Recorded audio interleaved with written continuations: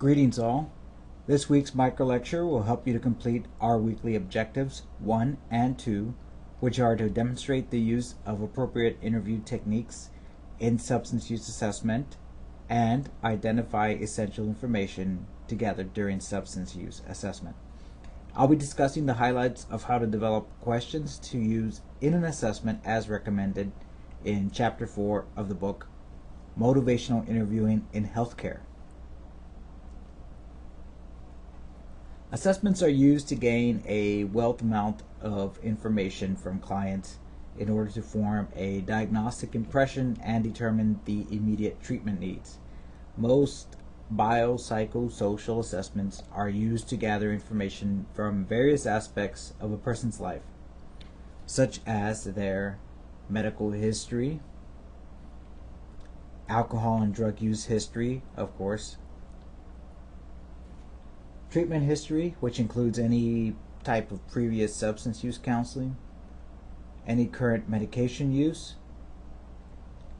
their social history, any current functional limitations, and concludes with a diagnostic impression and an assessment summary.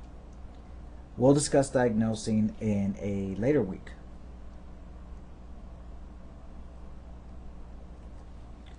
Many of you have already become familiar with open-ended and closed-ended questioning, perhaps in a previous course on addictions counseling or case management. But if not, let's briefly review. Open-ended questions are questions asked in a way to allow someone to provide as much information as they want to.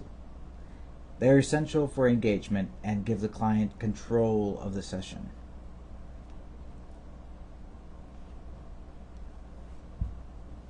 One way to identify if a question is closed-ended is whether the client will be able to satisfy by answering with a yes or no, or even some other type of one-word response, such as good, bad, or okay. For example, the question, "How have you been lately?" is actually closed-ended because the typical response would be fine or some other one-word response.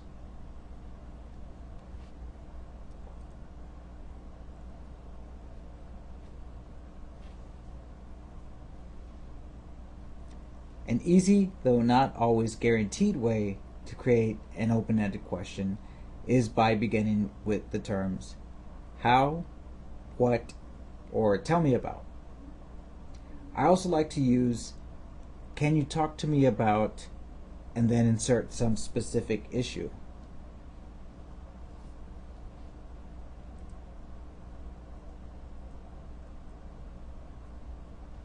Now in Chapter 4 there are a few very specific examples of open-ended questions which you can use.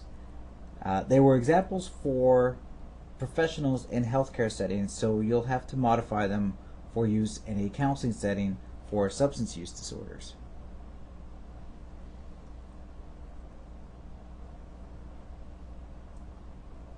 While closed-ended questions are useful to gather factual bits of information as previously mentioned, open-ended questions help prevent falling into the question-answer trap, where the counselor asks a question, the client answers, the counselor asks another question, and so on.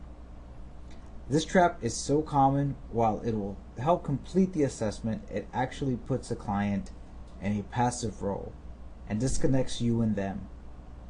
A good rule of thumb is to use an open-ended question every time you use two closed-ended questions to avoid the trap.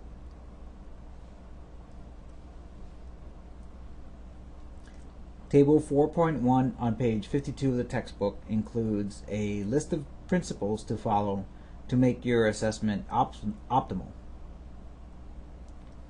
I'll allow you to read these on your own, but the one I think is most important is number 3.